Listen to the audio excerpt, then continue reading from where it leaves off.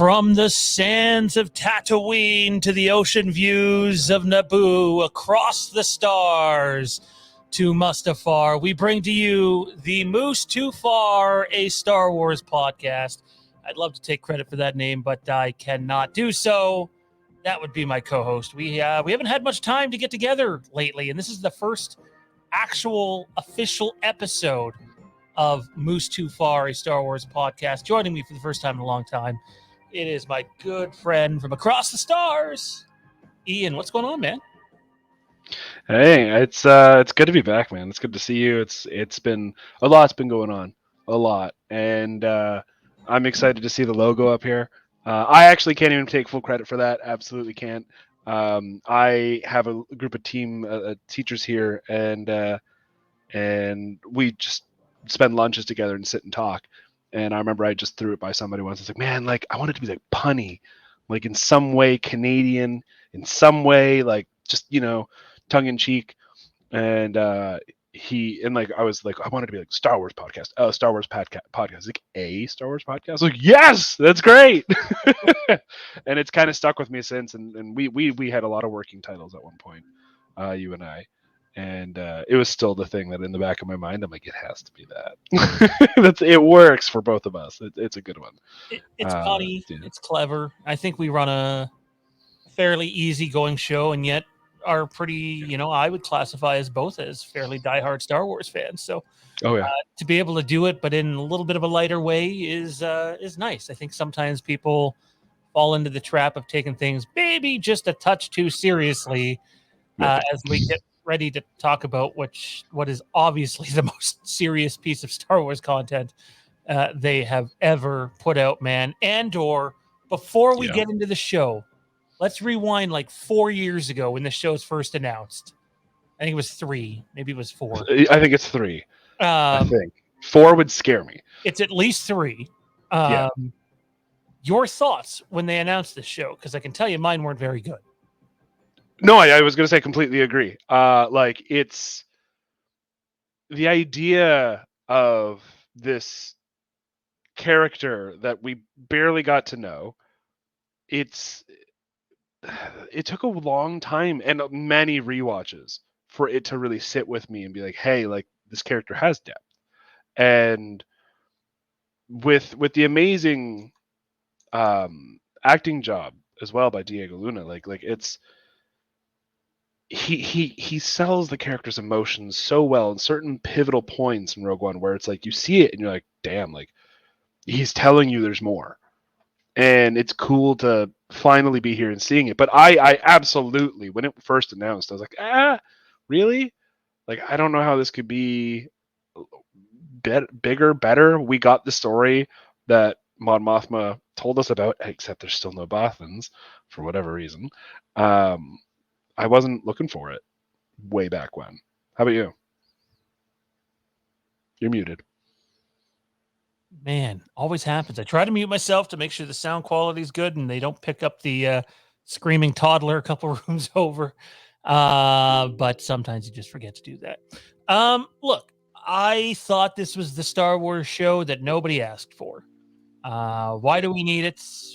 We already had Rogue One. And I've been on the record for a while now saying that I did not appreciate Rogue One enough when it came out, and that was on me. I think I was so caught up with how much I liked The Force Awakens that it was like I wanted more of that. And Rogue One's just a very different movie. Oh, yeah. So, yeah, I was not for this. And then the more you and I kept talking about just like the political side of the Imperial Empire and the Rebel Alliance and some of the dirty dealings that go on during that and what the galaxy looked like. And we've talked about Star Wars galaxies. We've talked just about, nearly everything regarding this show, or this series anyways, Star Wars anyway. And one of the things that we always used to come back to is just how the Empire works, whether it's during the time of Palpatine or Legends when Thrawn took over, or even Thrawn's involvement in the current canon. But I still wasn't very sold on Andor. And I'll be honest, I wasn't sold on Andor until I seen that first trailer. And when I first seen that trailer, I was like, holy crap, the amount of detail, the Mhm. amount of love, the amount of money and expenses put into this show is like no other Star Wars project out there right now, like at all. And Yeah. I just thought that this was the closest thing from a trailer. I thought it was the closest thing Star Wars had done to Dune or Game of Thrones or Hunger Games. I got that vibe, even Blade Runner. More so after seeing the episode did I get the Blade Runner feel. But the trailer sold me, and so I mean, it took years. It took years to convince me that hey, this might be good. And I feel confident in saying, man, that this is the highest quality Star Wars TV production they've ever done, and I do not think there's a close second. Yeah, you said that the other day when I was behind on watching them. They released all three. It took me all week to get around to actually getting a chance to watch them because of my schedule. And you even said that, and I was like, I'll have to think about that when I'm watching it. And I wholeheartedly agree. There's something about the attention to detail in every little thing. Everything there, everything you see is there for a reason. It feels like the city feels lived in, and it should because it's clearly a salvage town. And everything should be there for a reason because people who salvage things tend to be the ones who are able to MacGyver structures in a different way. Being able to build up to this idea as well, like the dark, the grim, the real of these side worlds, the off worlds, the outer worlds, the mid rim worlds. Even it's so impressive to get a little bit of, I guess, cultural background or societal background when they're hitting the gong and they're like, "What is that?" It's like that's the warning. You should know that this is a warning, and when it stops, that's the problem. That's when things. That's when you should really be afraid. Which tells us as viewers that not only are we looking at a society that has a security system, it's not private in terms of like it's not like they're not paying for it, it is run by the people in the town, but this is a problem that they are experienced in. They are aware of threats to the city, either gang violence, other city violence from maybe a neighboring city state. It could just be the corporate security office. It could be the empire. There's a threat that is present enough in their everyday lives that they have an alarm system. And it's not electronically driven. It is people are hitting walls, doors, gongs, whatever. And it's so impressive to get that cultural background. The attention to detail blows me away. Absolutely blows me away. I know there's some people that maybe aren't thrilled that there has not been much of a presence for the Empire yet. I love that they like you're not seeing Imperials yet because Oh yeah. for me, this is like okay, so Kenobi's already done his shit. This is 5 years Hmm. after that, and believe me, if you don't think the crap that Kenobi pulled and that the railway thing they had going didn't ruffle some feathers under the Imperials, it absolutely did. But that doesn't mean you're going to see Darth Vader in this series with a lightsaber, swinging it around. I still think there's a chance you could see him off in the distance in Coruscant. He could be a background, an Easter egg thing, and maybe he has a part to play in season two towards Yeah. the end. I don't know. Uh, but what I do know is the first time you do see Imperials, it should be, oh, this isn't the security force anymore. Yeah. This is the Imperials, and shit's gonna get heavy. And I think the way that they set that up in the first 3 episodes is done very, very well. Yeah, the Imperials are meant to be your shock troops. Like these are the guys that when like the stormtroopers are highly respected forces. As much as we as fans go, ha ha, ha, they can't shoot a moving womp rat.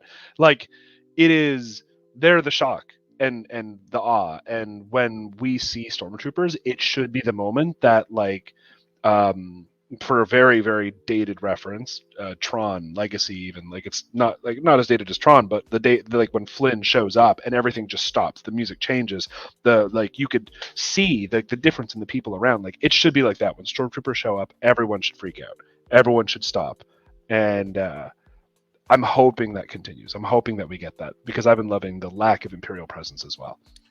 Can I just say this too? I think that, and we're going to be sort of all over the place with this review of the first 3 episodes. Um, when they did this for Morlana 1, and I believe they do it a couple more times during the episode, Yes, they do. Yeah. there is no reason, and I know this goes against what George Lucas liked, but there's no reason that they can't do this for every piece of Star Wars material that goes out there, because it gives you a name to attach to the planet and an understanding of the surroundings and what the planet is.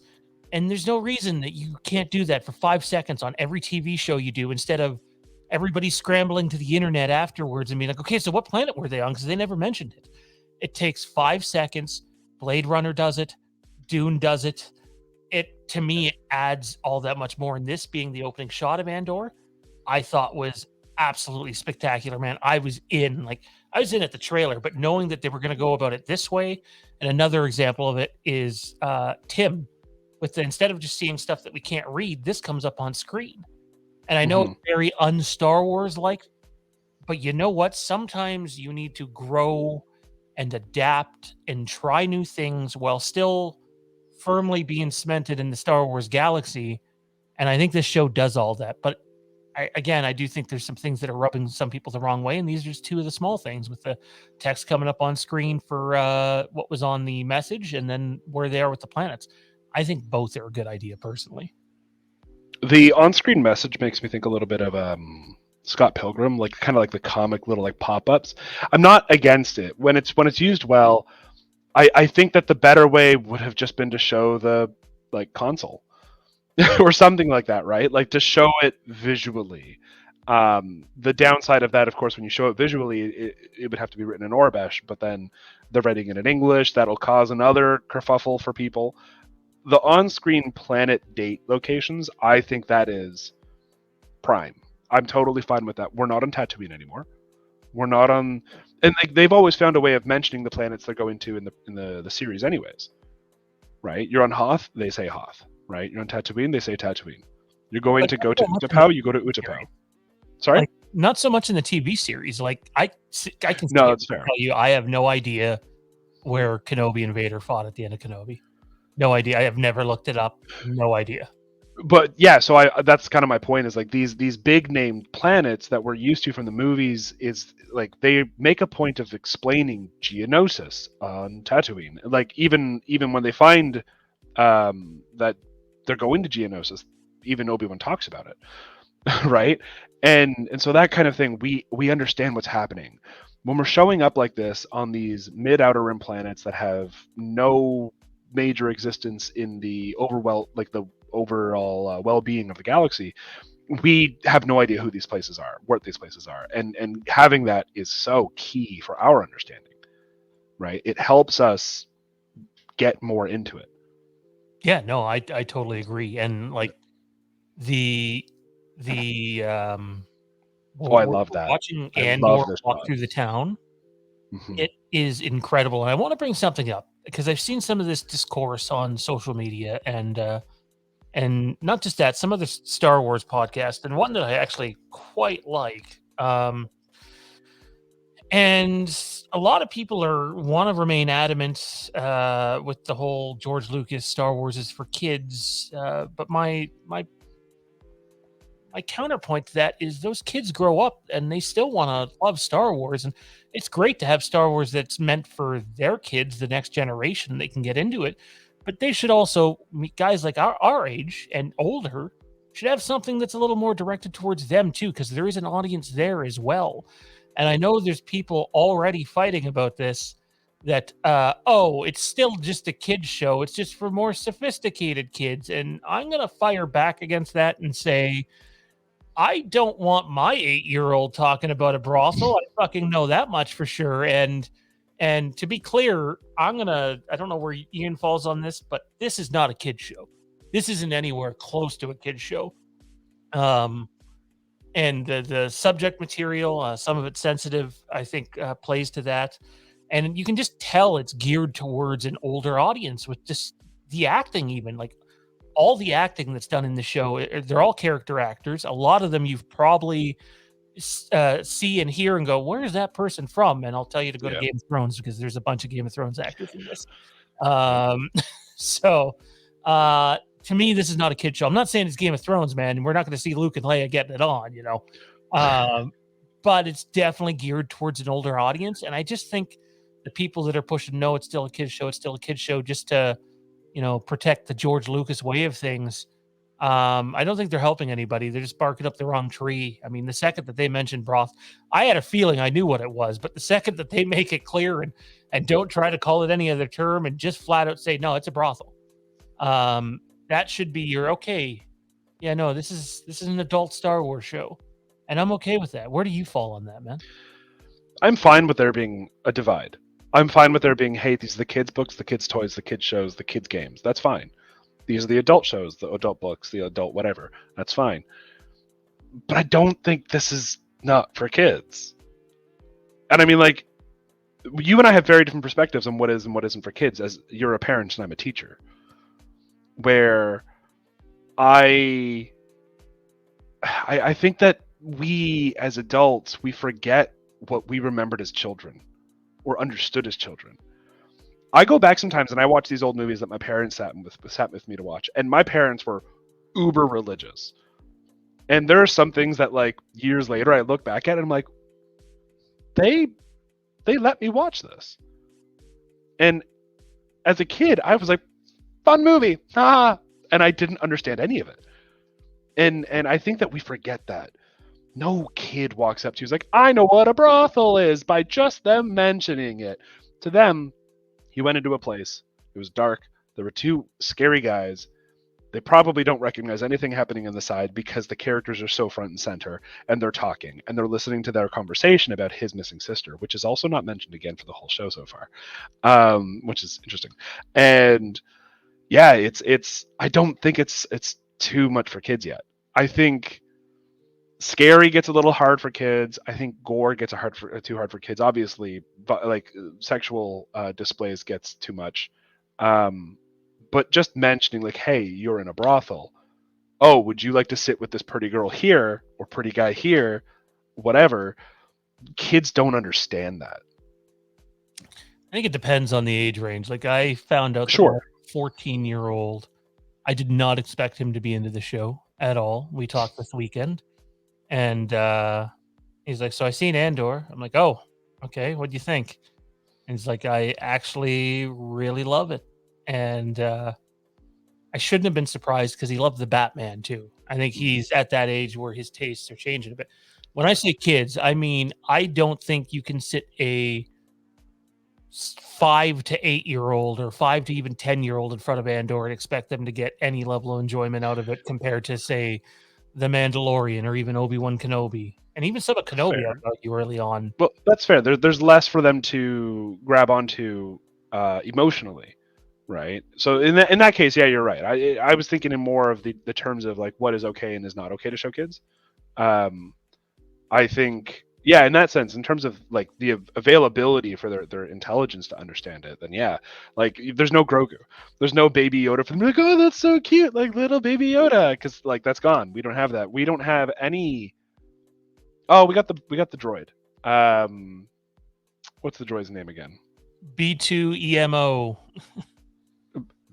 B2 Emo. Yeah, that's the name. That's the name. I don't know how I feel about that one, if I'm being honest. B2 Emo. I want to know whose idea that was. B2 Emo. B2 EMO. Oh, that hurts. I think it might be B2EM0, but But no, but I mean like C3PO. yeah. we can call it B2 Yeah, Emo. right. So Oh my god. That I um, was not expecting. yeah, B2 EMO, which I dug. I've just listened to Shadows of the Sith by Adam Christopher, which is a novel that I highly recommend to everybody if you're going to read it or listen to the audiobook for it. It's fantastic. It adds way more to the sequel trilogy. I thought it made my last watch through the sequel trilogy way more enjoyable. And the little droid there in The Rise of Skywalker, as much as I really don't like that movie, Dio, Yeah, uh, had J.J. Abrams' voice. So it wasn't as jarring for me to hear B2 Emo have like an actual voice. that's fair. And that's by Dave Chapman as well, who's been all sorts of voices. So as much as you might recognize the voice of B2, like he's been, God, how long? What else has he been? Like, there's too many things. So many different Star Wars titles. He was a clone at one point, I think, or something within the clone era. Rogue One. He did do the Rise of Skywalker, I think. Yeah, he's been around for a lot of Star Wars projects, but as well as movies years before. So I'm really happy with the casting so far.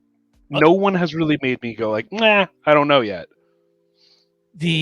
I will say this is the one sort of bitter feeling I'm taking from the show, and I look. There's so many different opinions on this show. It's too adult, or it's so amazing that all of Star Wars needs to be like this, and I don't think I fall in either one No, of those. I think you need a variety of Star Wars. I think you need your Mandalorian shows. I think you need your Obi-Wan Kenobi shows without the massive amount of corner cutting that they took, sadly. Um, which really frustrate that's where I'm frustrated because like I see the love and the time that they put into this show, and I sit here and I go, Ewan McGregor and Hayden Christensen didn't deserve this. Come on. And again, I'm not saying every show needs to be that way. And like this is like super extensive. And like I think I read there's 194 speaking roles in the show, which is wow. insane. Um, I'm not saying it needs to be like that, but boy, when you put this show beside Kenobi and beside Book of Boba Fett, the other two look terribly made. I don't know any other way to put it. I can't help but feel like, well, at the end of the day, I like there's one of two things happening here. One, it's, and we talked about this once before, where Disney is trying to edge their like tiptoe towards one thing, getting feedback that is overwhelmingly negative, withdrawing it and going a different direction, and just trying to find the path of least resistance. It feels like, or they knew Kenobi as a name, Boba Fett as a name, would bring money regardless of what they put out, and there's no better way to maximize your profits than to spend less on something you know that would sell lots of. And I hope it's not that. I hope it didn't come down to just what's the fastest profit, what's our quickest way, because that does hurt Star Wars fans. And I don't want Disney to go that route. I'm totally down with the idea of a versatile Star Wars line. I want them to make all sorts of different products. I still want really badly Rogue Squadron. I still want that. I still want a space flying focused series. I want Jedi focused series. I want trooper focused series. I want to see more of the Imperial Army. I didn't get enough in Solo. I never got enough in Solo. I never got enough of the Imperial Army You're gonna get or a lot in that this. era. Oh, I know. I'm pumped. I'm pumped. And that's something like I wanted to ask you. Like watching this, I don't know if it's because I've like read so many books, played so many games, like watched so much of Star Wars, so much in our life, you and I both. The the design, the color palette, everything about it makes me feel really early, like Galactic Civil War era. They did a really bang on job on their set design where I feel like when I'm watching it, I can identify coloration, pattern, and structure from all the expanded universe in that era where I'm like, oh my god, this is it. How did you feel? Do you agree in that? Is there something that stands out? I think it's the best set design they have ever done, including Rogue One. Like Rogue One is really, really good, but like, and you see some of the stills from upcoming episodes too, and it's so much attention to detail, and it's a good blend of practical and CG. It's not completely green screen. It's not completely stagecraft. A lot of it is physically there on set, and then with the rest filled in, Which I still think is the best way to go about things. I know it takes longer. Like, I know people are a little triggered that they found out Andor season 2 won't come till about 2024. I'm fine with that. I'm fine with More that too. time for better production. Yeah, younger me was, "Oh my god, give it to me as quick as Yeah, possible," and now it's just like, "You know what? If it takes you 2 years, if it takes you 3 years to do it right, yeah, please." But and again, I guess it's all subjective because when you go to, like, Rotten Tomatoes, they have Mandalorian season 1 and 2. This is from the critics, listed at 92 and 93%, and although we're only a few episodes into Andor, Andor is sitting at, like, 86 or 87, but, like, again, taking out favorite, like to me, what's your favorite and what you think is the best are not one and the same. They can be with certain things, yeah. but especially if I'm a critic, I'm not looking at it that way. And I don't know how you look at Mandalorian or just any Star Wars TV, but the next best one's probably Mandalorian, and go, let's look at the writing, let's look at the acting, let's look at the cinematography, score, and I don't know in anyone's mind how you can possibly rate The Mandalorian higher than what we've got with the show. I'm So en- far, I'm enjoying The Mandalorian. Um, I enjoy a lot of like the blending in the Jedi stuff. I'll probably end up liking Kenobi better simply because hey, I got 6 episodes with my favorite character again, despite the shortcuts. But in terms of like removing what's my favorite and strictly looking at it as quality, this just seems like such a step up. And again, that doesn't mean that every Star Wars project needs to go off this, but I hope this opens the door to at least a few more projects in the same light as this one. it feels good to get this product, and that's. I know it's such a simple statement, but for you and I both, like that means something. Like it hurt to go to the movie theater and get the new trilogy. It did not feel good. It there were things that would happen, things that were said where you're sitting there like, "Oh my god, like you just unwrote something pivotal in the Star Wars history. Like you can't do that." This feels good so far. I'm not objecting to anything that I'm really seeing. World building, lore wise, it's just been an adventure so far. In the same way that Mandalorian was in many ways. And I wholeheartedly agree as well. Like it's not your favorite is not the best. Not always. And it's that whole meme like your favorite is problematic thing. Like my favorite book is obscure for Star Wars. Star Wars Darksaber. It is obscure and has very little to do with the expanded universe timeline. But that's my favorite. It's by all means not the best. It's not one of Timothy Zahn's pieces, which is most commonly said as like some of the best ones. Um, and that's totally okay. And I am going to echo what I always say. Star Wars is what you make it to be.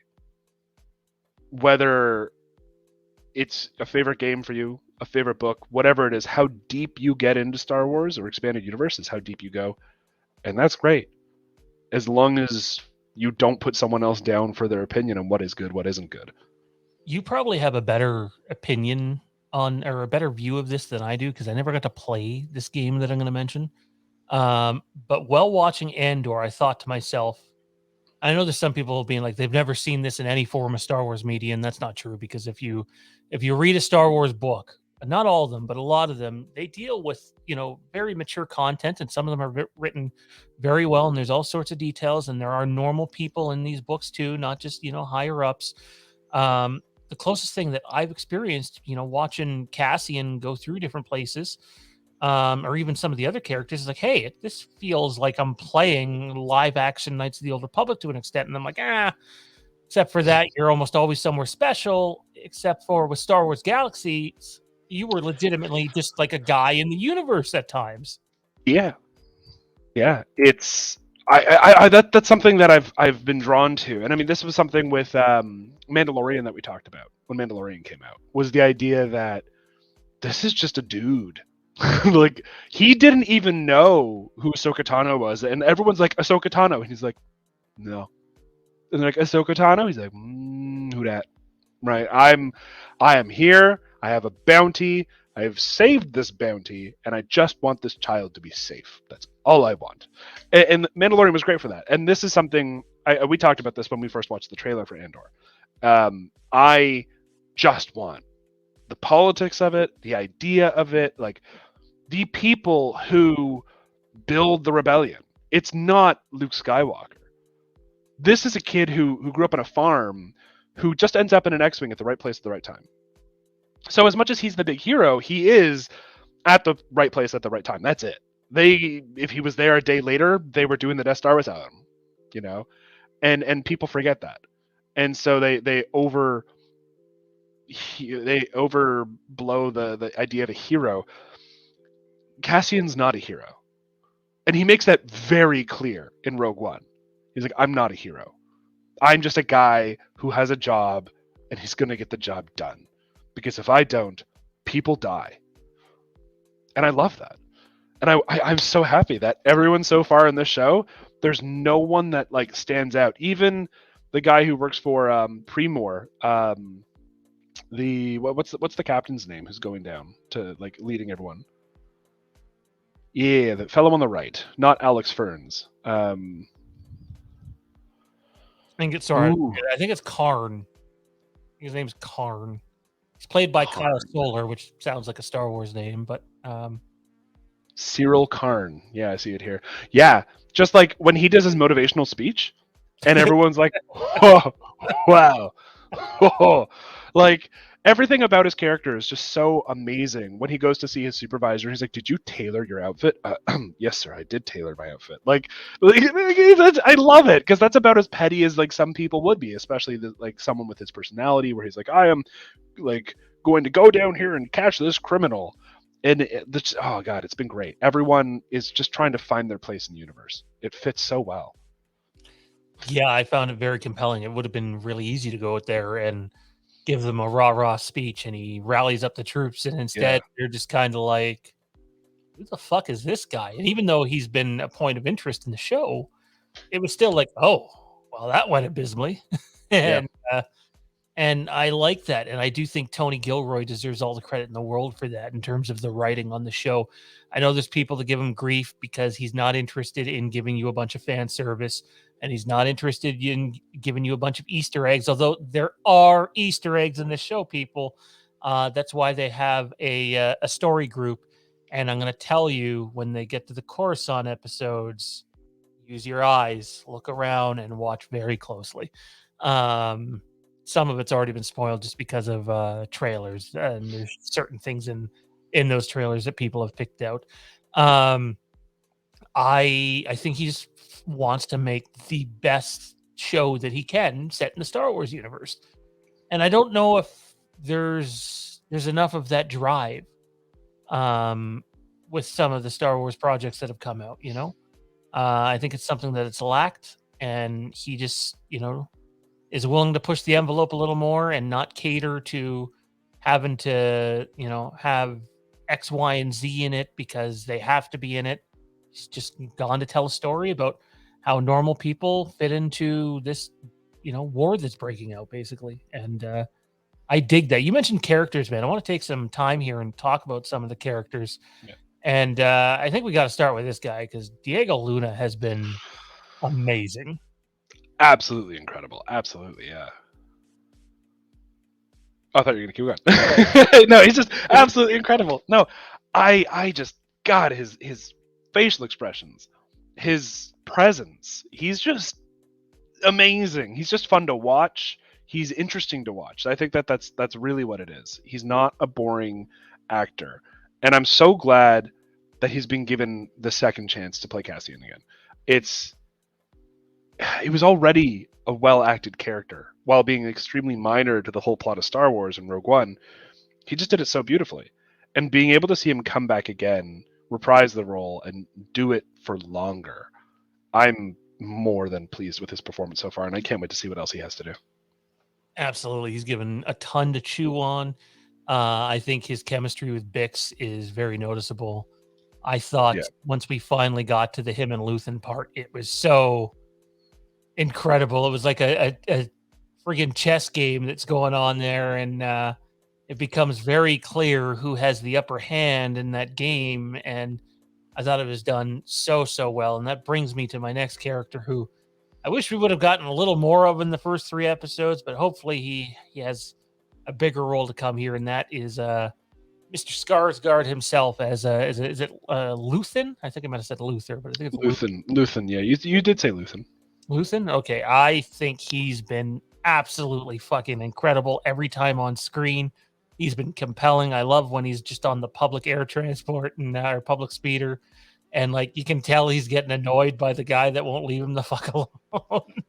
And I am so incredibly invested in this character, man. Where are you with him? I like that he's already giving off this idea of like a mentor. He's picking Cassian on purpose, right? He's like, I want to find out if you're the kind of guy that I'm looking for. So there's something coming up, and I like that. Along with that, Cassian is well out of his league, and he's trying so hard to be like super cool about it. And Luthen's like, "What are you doing? We need to leave." And he's like, "We can't leave." He's like, "I don't actually care about the chip. I need to find out if you're the person I need or not for the job. We need to go." And Cassian with his eyes and just like, I just need the money to get out and go do my own thing. He's like, the chip. You're right. He's so upset to be there right at that point. But he's a very compelling character, and again, stoked to see where it goes, because this mentorship attitude is, I'm for it. I'm totally down with it. Yeah, I honestly think that he's probably my favorite character so far, even though Cassian's been front and center. There's stuff coming with Luthen that gets very complex, and some people are definitely going to love it. And I can't wait for them to get to that part. And again, I don't know full spoilers for this show either. This is something I stayed away from. Other than if you've watched the trailers, you've seen him. I'll be blunt. You've seen him with Mon Mothma on Coruscant. Yeah. They're in the trailers. So knowing how he leads into that, and some of the hints that are already out there, I would say in the first 3 episodes, about what his cause might be is incredible so far. I'm digging it, and just want to spend more time with this character. Yeah, it's interesting you say he's your favorite. My favorite is also not Cassian so far. I've loved Alex Fern's performance as the sergeant. He completely blows it away with his performance. I love like the grubbing, the whole like, oh, excellent, rousing speech. Yes, of course, yes, and like he's totally playing this guy, completely playing him to get himself into a higher position, which is so imperial in his behavior. It's so Galactic Empire. It's this attitude of just like stick by the superior, let the superior fall, let them fall on their own knife, and do a better job. And we're seeing that happen. And oh god, I'm so excited. Like I don't know where the character's going to go. I have no idea. I'm so anti-spoiler, as you know. I try to avoid it as much as I can, and I have no idea where he's going to go. I hope we get more of him. I hope what I think is going to happen, and I hope he takes the position and moves forward, because so far his performance has been so entertaining, just as a character. It's just been a very, very fun character. I've enjoyed him. He he starts the ovation Yes. uh, on that terrible speech. But I also like the part where like he realizes shit's hitting the fan, and Karn's just like, "Are we just gonna stand here?" And he's like, yeah, point taken." it just he comes across in a very conniving way, kind of, but Yeah. he plays it so well. And I'm just digging sort of the complex relationship between these two characters, because I think one guy thinks he's doing what's right while still trying to advance his career, and the other guy is solely set on advancing his career. And if we go Yeah. back to the first guy they spoke to, which I don't have a still of, who was just like, yeah, well, maybe this is how shit really happened, Mm-hmm. maybe that they, started harassing, and I like that they brought this up, a non-white human being on what's the name of that planet again? Premor. Morlano. Oh, Morlano. I said Premor.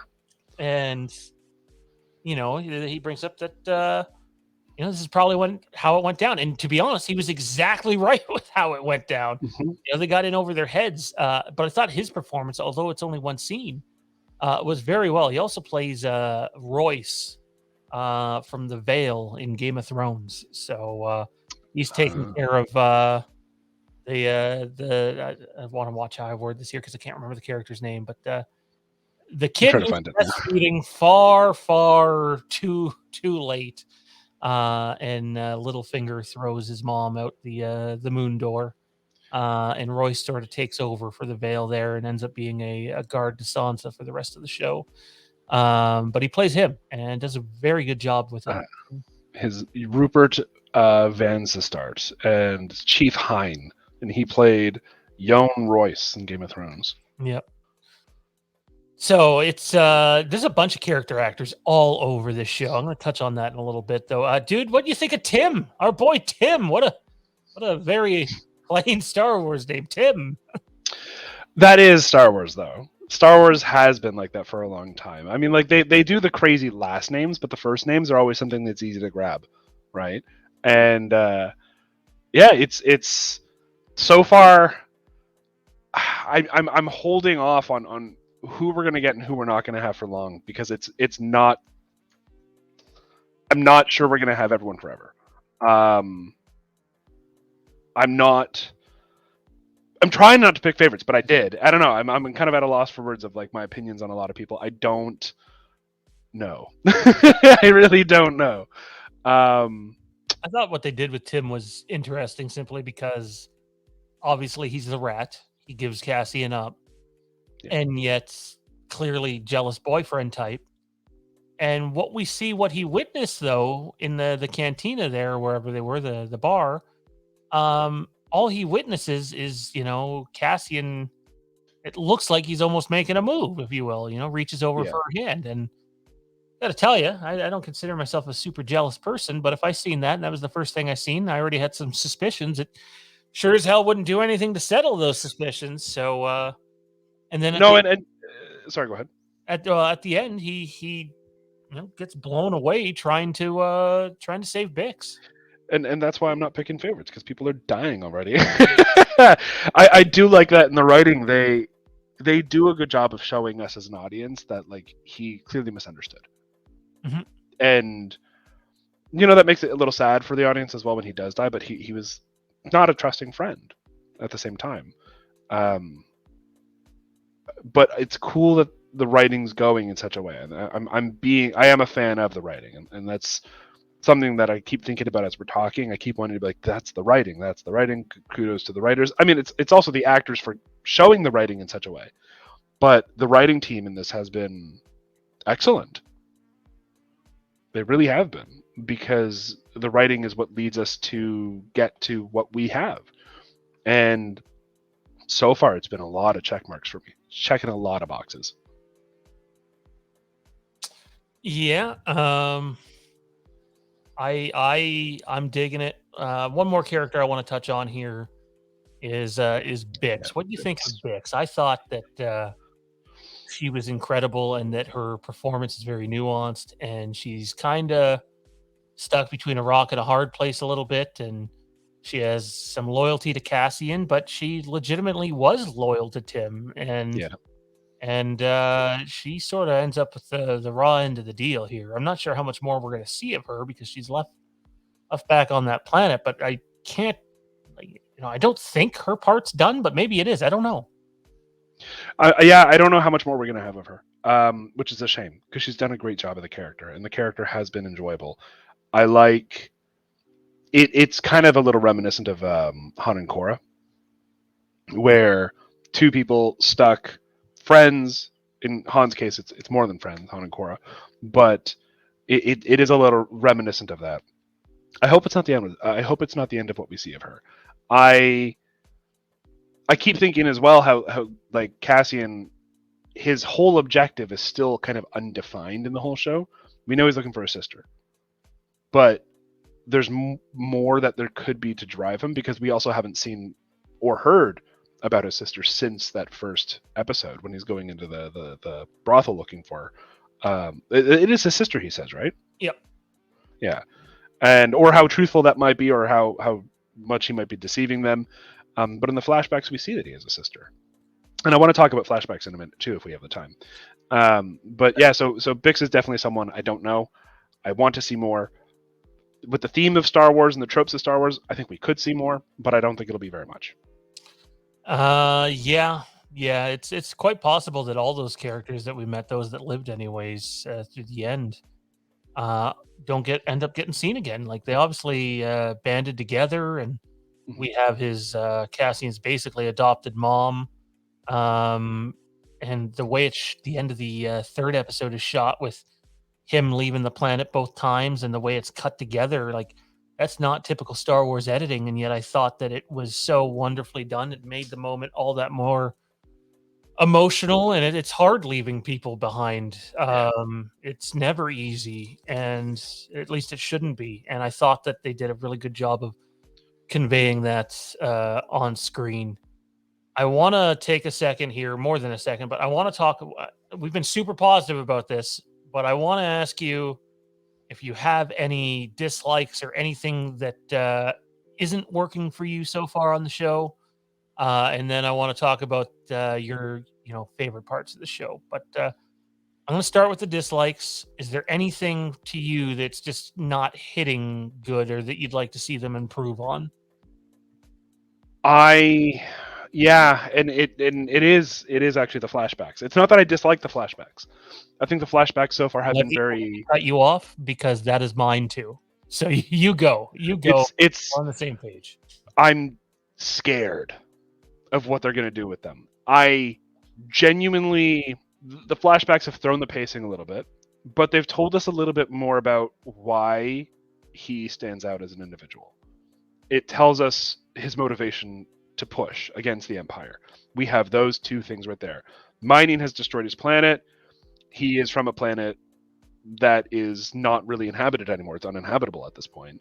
And at that point, we also know that he had a sister. The sister disappears, and we get to connect him as well with Fiona Shaw's character, Marva, and who she did a great job acting that character as well. And I, the way they end it in episode 3, that cut, like very very like final moment, perfect, perfect. I genuinely think that might be my favorite part of the whole show so far. But I hope that's it. And I don't think it is. If they're going to quest after his sister, I think we're going to get more flashbacks. And I think at this point, just stop. Don't do more. Just continue now with the story. We're done with the flashbacks. But that's the thing that scares me, because I think we're going to get more. And if they start episode 4 with a flashback, I'm just going to throw my hands up and be like, ah, they've done it. I can guarantee you we're getting more flashbacks of some Oh. significance, simply because when you look at the trailer, we see the white armored clone troopers in physical Uh, armor, and they're the style around the time of the Revenge of the Sith, but instead of having the colors, they're just flat white, which we haven't really seen in physical form. And so the clone troopers come up at some point. So there's definitely another flashback of some sort coming. I think it's the weakest part of the show. I do, and it's unfortunate because I think it's the weakest part of the show by a considerable margin compared to the main timeline, the 5 years before the Battle of Yavin. And I'm with you. I think they just need to be done with it. I don't think they are. I think they'll get to a point where they're done with it. I don't know if that's happening in season 1, but I won't lie. For me, it's not that I'm not interested. I don't know if it's execution. I don't know if I'll come around on them, once you get, clones involved and whatever happens there. The fact that they're involved in the trailer already makes me think, we're going to get more. something. Well, not that we're getting more. Again, I don't know spoilers, so please don't take this as one, but I'm going to throw out a prediction. I'm guessing the clones inadvertently or somehow caused the end of his sister. It's, And like yeah, my mind went there right away. it just seems like it's lined up for it. Yeah. I don't know. I have no bloody idea. I just think the flashbacks don't work nearly as well as the rest of the story. And Yeah. I think my other big gripe is, and for those of you that have listened to other episodes of Star Wars content we've done on Fandom Empire, It's the duration, man. I am so Yeah, fucking tired of half an hour episodes. And you can sit here and be like, well, there's 12 of them. Could you imagine if they just debuted that first episode and nothing else? an hour and a half. Oh, you mean? Oh, sorry. Oh, You mean the literally just the the first first the episode. 30-minute episode? Okay. It would have got ripped to shreds Oh God. where it ends. Yeah. My buddy Ty was saying if everything's broken down into 3 episode arcs, which we believe it is, just fucking do 4 90-minute to 2 hour episodes or movies or whatever. Yeah. Do the Fear Street thing. Because I'm telling you, saying we have 12 episodes, I'll take quality over quantity anytime. And I'm not saying the quality's not good, but imagine how much more they could have fleshed it. Like Yeah. they fleshed it out pretty good, but how much more they could have done if the episodes actually would have been 40 to 45 minutes. And that brings me to like my biggest gripe with flashbacks, and as a general rule and how they've been used so far. We get so many flashbacks, Book of Boba Fett, where just give us an episode of flashback, the whole episode. Just take all the little sequences, one episode, boom. We got out of the backstory, and it was an episode, and not this jumpy, pacey thing that happens. And that's ultimately my gripe with how they've used flashback so far. And if they ended it here, I'd be more than happy, because at this point I would say then they used flashbacks efficiently. But if we get more, they should have just thrown it all in one episode. I will say this: I'm open to the idea that flashbacks could become more compelling and more entertaining, and I might change my mind on them. But where I'm at right now is that, and the Yeah. duration or the weakest time. And I know there's people going to be like, well, the episode was 42 minutes. The episode was not 42 minutes because they do that Disney Plus thing where their end credits are 6 minutes long and then there's 2 minutes at the beginning. So whatever the duration says, minus 8 minutes from that. You know, we've legitimately had anywhere from 28 to like 35-minute episodes so far. And I'm sorry, that's not good enough. There's a reason they delayed the show, and it's not just because they were touching things up. They did not want to go head to head with House of the Dragon, a Game of Thrones show, and Lord of the Rings. I haven't seen Lord of the Rings yet, but they didn't want to go head to head with them, and they would have been head to head with them to launch, and they're still on with them now. But this show is going to be going after those shows Yeah. have completed, Yeah. so they have an advantage there. But as someone who's passionately watching Game of Thrones, House of the Dragon, and I see the episode duration, how much time they're taking to build characters. Yeah. I'm not saying Andor's not doing that, but boy, Star Wars just in general would be in Disney They've in been general dropping. would be better if they Yeah. focused more on quality than quantity. And I know some people will be like, well, a longer runtime's quantity, but it's like sometimes you need to flesh things out more. Like Kenobi was a joke how short that was. I'm sorry, it just was. And I'm hoping it gets better, but I'm guessing most of these episodes are going to be in actual runtime 30 to 35 minutes. I can't see it being long. Well, that's the theme going on right now. What is it? 30, 31, 28, and 32. Right? That's approximate real show, not intro and credit. So you're sitting on an average of like 30. Yeah. Yeah. And it's a shame. Well, now let's get into the favorites there though. What's for you? What is either favorite moment, favorite overall thing that you're seeing? What is it that's got you really excited? It's the character acting. It's how well the characters are going from on paper to on screen. Everybody has some level of minor backstory that we get to hear about, and who they are, and they do a good job of fleshing that out. It could have been better if they would have given themselves a little more time. But it's the character acting. Like, dude, there's no level of acting anywhere in Star Wars currently that is on pace with this. And when you have good character actors come in, even for some minor roles or supporting roles, not just your starring uh, characters and actors and actresses, but when you have your background characters and your supporting characters be guys and gals with talent, it makes Mhm. the product that you have out there all that much more enjoyable. And to me, it's showing tenfold, dude. I absolutely love it. It feels like a Yeah. character drama. Yeah. And as much as I like that editing sequence at the end of episode 3, I kind of have to come in and agree with you on this. So far, that's kind of been what's breathed so much extra life into this. It's one thing to have a setting. It's one thing to have the details, everything having its own place. Like there's the sequence where Bix gets held up and Tim gets shot eventually. There's just a bunch of milk crates, like modern day milk crates that they just painted brown and they just like stuffed it full of like greeblies and stuff. And like I love that attention to detail, and I love seeing it. It brings so much life to what we're looking at, even without characters present. Just like this is clearly a pickup or a drop off location, and that's been fun.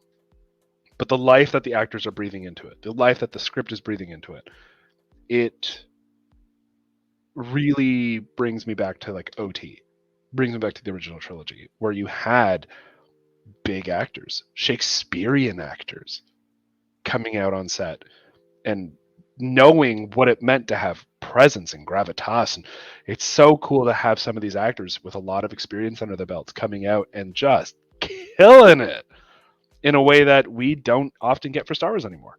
And it's cool to have that back. I think you nailed it, man. Presence. Whether Yeah. you want to call it stage presence, on-screen presence, this show Or giving us the gift of a good TV show present. yeah, that too. That too. That's a bad joke. Don't let me have that. It's enjoyable. So there's a lot to take from this. I'm super positive on it. Is there anything final thoughts, man? Anything you want to touch on? I'm super stoked for. I think it's Yeah, I a was gonna say I'm excited for Wednesday. arc that's coming up. So Yeah, I'm excited for Wednesday. I definitely left work. I totally didn't realize the release schedule was Wednesday, and I left work today. I'm like, gotta get home, watch that episode, and I'm looking online. I'm like, Wednesday. Very very disappointing moment for me when I was on my way home. But I went out for some nice kimchi stew, and it made me feel better. So that's good. That's awesome, man. I'm stoked, man. I Yeah. think that Lucasfilm in general has been petrified to go back to Coruscant for a long time, and I mean like really go back and really dive into it. And guess what? The politics, They are the really going back yeah, to Coruscant, and you're getting a couple of nights out on the town there, and yeah. it's long overdue. And judging by the trailers, they do it justice. And I just can't wait to spend some time on that planet because it's a planet that should have been utilized way more. The games even tried to 1313 and they canceled it. So I mean, like, Coruscant has been the one place they've really avoided, and Tatooine's the one place which is back alley planet that everyone seems to go to. Yeah, yeah. Well, it is what it is. Anyways, ladies and gentlemen, that is going to do it for the first episode of A Moose Too Far, a Star Wars podcast. Pardon me. Almost had that there. Leave a comment down below. Let us know what you thought of the episode. Let us know what you think of Andor so far. Tales of the Jedi is right around the corner. The Bad Batch Season 2 has been backed up to January, I believe. Mando Season 3 is March. Ahsoka sounds like it's fall, and I think they're really hoping that the Jude Law show there that I can't remember the name of. I got Eclipse in the front of my mind. It's not Eclipse. No, that was the game. No, yeah, it's the game. Skeleton Crew. That's it. Yes, there we go. Yeah. Oh, that's gonna be so great. Still, yeah. Oh my god. Skeleton Crew is ready for next December, which would then put Mandalorian season 4 and the Acolyte scheduled for 2000 and Andor scheduled for 2024. And there's a lot of people that seem to believe with Star Wars Celebration London not being too far away, early 2023, that is when they will announce season 2 of Kenobi. But that remains to be seen. We'll have to wait and see what happens. Lots to come though, Star Wars wise. Nothing theatrically anytime soon, but lots of TV content coming your way, and we'll cover as much of it as we can here.